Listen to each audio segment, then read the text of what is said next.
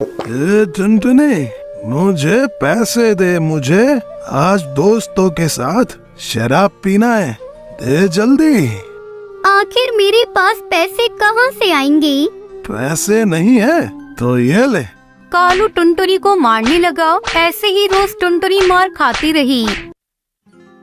टुनटुनी जंगल में गरीब बच्चों के लिए एक स्कूल चलाती है। उसके स्कूल में करीब 5 अनाथ बच्चे पढ़ते हैं। वो लोग टुनटुनी से बहुत प्यार करते हैं। टुनटुनी भी उनसे बहुत ज्यादा प्यार करती है।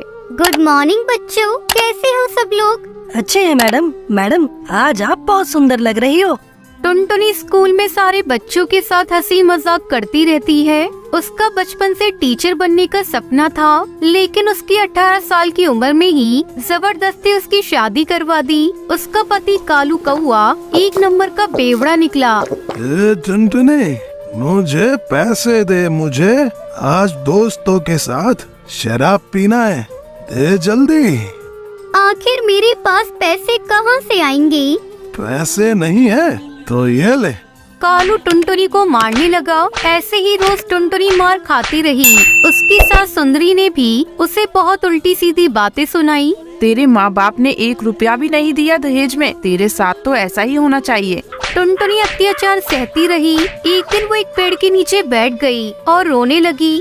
तब तक आप लोग कमेंट में बताएं 20 × 10 + 10 कितने होते हैं? आखिर इस दुनिया में गरीबों के साथ इतनी नाइंसाफी क्यों होती है? हे भगवान, मुझे राह दिखाइए। तभी टुनटुनी ने देखा कि एक छोटा सा बच्चा हाथ में किताब लेकर फुटपाथ पर बैठकर पढ़ाई कर रहा है। टुनटुनी ने उस बच्चे के पास जाकर पूछा, तुम्हारा नाम क्या है बेटा? तुम यहाँ ऐसे पढ़ाई क्यों कर रहे हो? मेरा नाम टुन्नू है। मैं अनाथ हूँ, भीख मांगता हूँ। मुझे पढ़ने का बहुत शौक है, लेकिन मुझ जैसे गरीबों को स्कूल में जगह कहाँ मिलती है, इसलिए मैं यहाँ ऐसे पढ़ रहा हूँ।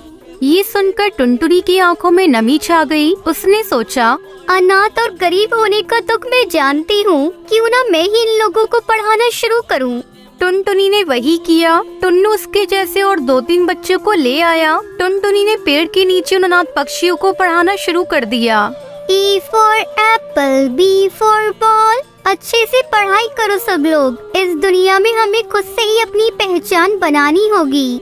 ऐसे ही पढ़ाई चलती रही। टुनटुनी हर रोज उन पक्षियों को पढ़ाती रही। ऐसे बच्चे पढ़ने लगे और कुल मिलाकर 5 बच्चे टुनटुनी के पास रोज पढ़ाई करने के लिए आने लगे। टुनटुनी भी मन लगाकर बच्चों को पढ़ाने लगी, लेकिन पेड़ के नीचे उसे बहुत सारी परेशानियों का सामना करना पड़ा। कभी बारिश में सब पक्षी भीग जाते थे। बहुत ठंड में पेड़ के नीचे बैठा तक नहीं जाता था। उधर टुनटुनी के ऊपर दिन पर दिन अत्याचार भी बढ़ने लगे।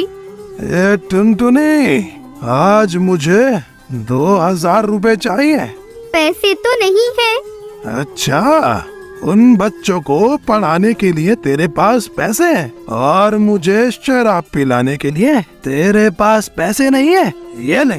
कालू टुनटुनी को मारने लगा। सुंदरी ने कहा, इस चिड़िया से शादी ही नहीं करवानी चाहिए थी। हर रोज घर के बाहर जाती है, इसके तो चरित्र में ही खोट है, खोट। ये बोलकर दोनों टुनटुनी को मारने लगे और फिर उसे घर से बाहर धकेल दिया। अब यहाँ कभी मत लौटना, समझी? मैं अपने बेटे की दूसरी शादी करवाऊंगी। हाँ। टुनटुनी रोती हुई वहाँ से चली गई और पेड़ के नीचे जाकर रोने लगी। तभी वो बच्चे आए। क्या हुआ मैडम, आप रो क्यों रही हो? टुनटुनी ने उन बच्चों को सब कुछ बता दिया। टुन्नू ने कहा, ये बात है, ठीक है, हम अभी यहाँ आपके लिए घर बना देते हैं। ये बोलकर सभी लकड़ियाँ काट कर ले आए। उसके बाद उन लोगों ने मिलकर एक डाल पर लकड़ियों पत्तों से एक घोंसला बना दिया। टुनटुनी बहुत खुश हुई। अरे वाह, ये तो बहुत बढ़िया है। मैं यहीं पर रहूंगी और कल से यहीं पर तुम लोगों को पढ़ाऊंगी भी। इसका मतलब यही है हमारा स्कूल। हाँ, यही है स्कूल। और इसी तरह टुनटुनी ने स्कूल में पढ़ाते हुए खुशी खुशी अपना जीवन बिता दिया।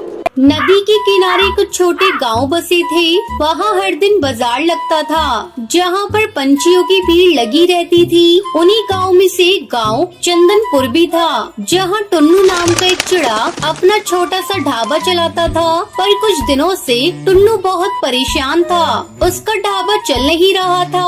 टुनटुनी, हम रोजाना ढाबे पर मेहनत से खाना बनाते हैं, पर हमारे ढाबे पर अब आमदनी बहुत कम हो गई है। पता नहीं चंदनपुर गांव के ज्यादातर पक्षी शहर जाकर बस रहे हैं। अब भगवान जाने हमारा ये ढाबे का काम कब तक चलेगा। चिंता मुझे भी हो रही है। आगे पिंकी की शादी करनी है। बंटी बेटा भी कह रहा था आगे की पढ़ाई वो शहर जाकर करना चाहता है। वो इस बारे में बात कर रहा था। टुन्नू टुनटुनी की सारी बातें बंटी कबूतर सुन लेता है। वो बहुत उदास हो जाता है और नदी के किनारे जाकर बैठ जाता है। उसकी आंखों में आंसू आ जाते हैं और वो रोने लगता है। माँ और बापू कितने परेशान हैं। मैं ऐसा क्या करूँ जिससे उनकी तकलीफ कम हो जाए। वो बेचारे चिंता में कितने परेशान रहने लगे हैं। हमारा ढाबा बंद हो गया तो हम क्या करेंगे। बंटी अभी खुद से बातें कर ही रहा था कि वहाँ नदी के किनारे एक बूढ़ा तोता अपनी नाव पर बैठा हुआ उससे पूछता है, क्या हुआ बेटा, तुम रो क्यों रहे हो, मुझे बताओ। बंटी उस बूढ़े तोते को अपना सारा दुख बताता है, जिसे सुनकर बूढ़ा तोता उससे कहता है, मेरे पास एक तरीका है जिससे तुम आमदनी कर सकते हो। क्या तरीका है बाबा। देखो बेटा, तुम और तुम्हारे पिता अगर नाव में खाना बनाकर आसपास के गांव में जा जाकर बेचो तो तुम्हारी अच्छी कमाई होगी, क्योंकि आसपास के सभी गांव में रोजाना बाजार लगता है और अच्छी खासी भीड़ रहती है। पर बाबा, हमारे पास नाव कहाँ से आएगी। हमारे पास इतने पैसे नहीं कि हम नाव खरीद सकें। नाव की चिंता तुम मत करो, मेरे पास ये नाव है। इस पर ढाबा खोलकर तुम मुझे इसका किराया दे दिया करो। वैसे भी मैं बहुत बूढ़ा हो गया हूँ, अब मैं नाव नहीं चला पाता। ये तुम्हारे काम आ जाएगी। तुम्हें ये नाव देकर मुझे किराया मिलता रहेगा और मेरा गुजारा हो जाएगा। हाँ, ये ठीक रहेगा बाबा। मैं अभी जाकर अपने बापू से इस बारे में बात करता हूँ। आपका बहुत बहुत धन्यवाद। बंटी घर आता है और अपने पिता से इस बारे में बात करता है। बात तो सही है, पर बहुत कुछ देखना पड़ेगा। हमें कुछ चीजें खरीदनी पड़ेंगी, मेहनत तो बहुत लगेगी। मुझे बंटी का तैरते हुए ढाबे का उपाय अच्छा लग रहा है। हम सब मिलकर काम करेंगे तो हो जाएगा। हमें बंटी बेटा की बात को मान लेना चाहिए। बापू, वैसे भी तो हमारा ढाबा चल नहीं रहा। एक बार ये भी करके देख लेते हैं, शायद भगवान की कृपा से हमारा नाव पर बना ढाबा चल पड़े। ठीक है, सब अगर यही चाहते हो तो हम ऐसा ही करेंगे। बंटी बेटा, तू मेरे साथ बाजार चल। हम नाव के ऊपर ढाबा बनाने का कुछ जरूरी सामान खरीद लाते हैं। टुन्नू और उसका परिवार मिलकर नाव पर ढाबा तैयार करते हैं। टुनटुनी और पिंकी तरह तरह के भोजन बनाकर तैयार करती हैं और सब कुछ उस बूढ़े तोता की नाव पे रख देते हैं। फिर वो एक गांव में खाना लेकर पहुंचते हैं।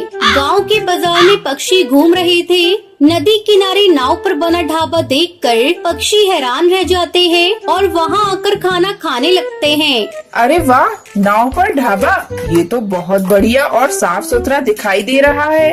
भाई, वैसे क्या क्या है खाने के लिए इस तैरते हुए ढाबे पर। हाँ, पनीर, बटर मसाला, मटर पनीर, पालक पनीर, रायता, दाल तड़का, दाल मखनी, लच्छा पराठा, तंदूरी रोटी और भी बहुत कुछ मिलेगा हमारे ढाबे पर, और वो भी सस्ते दामों पर गर्मा गर्म। हमारे ढाबे की स्पेशल थाली खाइए, उंगलियां चाटते रह जाएंगे। लाओ भाई लाओ, फिर तो 2 थाली हमारी भी लगा दो भाई। टुन्नू के ढाबे का खाना खाकर सचमुच ग्राहक बहुत खुश हुए। टुन्नू उसके बाद दूसरे गांव के लिए अपनी नाव लेकर चल पड़ा। सुबह से शाम तक वो अपनी नाव को लेकर अलग अलग गांव में गया और उसने वहां अपने परिवार के साथ मिलकर खाना बेचा। पहले ही दिन उनकी अच्छी कमाई हो गई। टुनटुनी, सचमुच आज हमें 5,000 रुपए का मुनाफा हुआ है। गांव में बनी हमारी होटल पर तो हफ्ते भर में भी इतनी कमाई नहीं होती थी। ये सब मेरे प्यारे बेटे बंटी के कारण ही हुआ है। हाँ बेटा बंटी, अब हम नाव पर ही खाना बनाकर बेचेंगे। बापू, आप ही तो कहते हो कड़ी मेहनत एक दिन रंग जरूर लाती है। अब हमें रोजाना कड़ी मेहनत करनी होगी ताकि हम और आमदनी कर सकें। वैसे भला हो उन बूढ़े बाबा का, उन्होंने हमारी इतनी सहायता की। आप एक काम करो, बंटी के साथ जाकर आज उन्हें किराया दे आओ। ठीक है टुनटुनी, तुम पिंकी के साथ घर जाओ, तब तक मैं उन बाबा को किराया देकर आता हूँ। बंटी टुन्नू के साथ उन बूढ़े बाबा को किराया देने चला जाता है। एक दिन उन्हीं के गांव में रहने वाला कालू नाम का एक कौआ टुन्नू की सफलता से जलता था। एक दिन टुन्नू जब बूढ़े तोता को किराया देकर आ रहा था, कालू से देख लेता है। टुन्नू इतना खुश कैसे हो सकता है? यह मेरे से अमीर हो सकता है। मैं ऐसा हरगिज नहीं होने दूंगा। मुझे इस टुन्नू का कुछ करना ही होगा। एक दिन टुन्नू के जाने के बाद कालू उस बूढ़े तोता के पास गया और उनसे बोला, मैंने देखा है कि टुन्नू तुम्हें इस नाव का किराया बहुत कम देता है। अगर तुम और ज्यादा पैसे कमाना चाहते हो तो मैं तुम्हें उससे दुगना किराया दे सकता हूँ। ठीक है, अगर तुम मुझे ज्यादा पैसे दे सकते हो तो कल सुबह आना और मेरी नाव ले जाना। अगले दिन क्या बात है, यहाँ सबने भीड़ क्यों लगा रखी है? लाओ बाबा, मुझे अपनी नाव दे दो। मैं टुन्नू से ज्यादा किराया लेकर आया हूँ।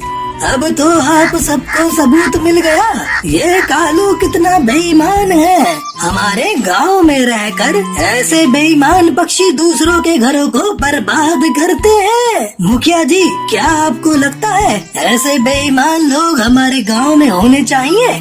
क्या रे कालू, किसी की सफलता पर जलना क्या अच्छी बात है? तेरे जैसे कौओं को यहाँ रहने का कोई हक नहीं है। अभी के अभी इस गांव से भाग जा, या फिर इस गांव में रहना है तो सुधर जा, वरना अपने नौकरों से कहकर तुझे इस गांव से दूर फेंकवा दूंगा, समझा? नहीं नहीं मुखिया जी, मुझे माफ कर दो। टुन्नू, मुझे माफ कर दो भाई, है मेरे से गलती हो गई थी। अगर आप इस गांव से मुझे निकाल दोगे तो मैं अपनी बीवी बच्चों को लेकर कहाँ जाऊँगा? मैं आज के बाद टुन्नू को कभी तंग नहीं करूँगा। कालू सबसे माफी मांगता है। उस दिन के बाद टुन्नू और टुनटुनी को वो कभी भी तंग नहीं करता।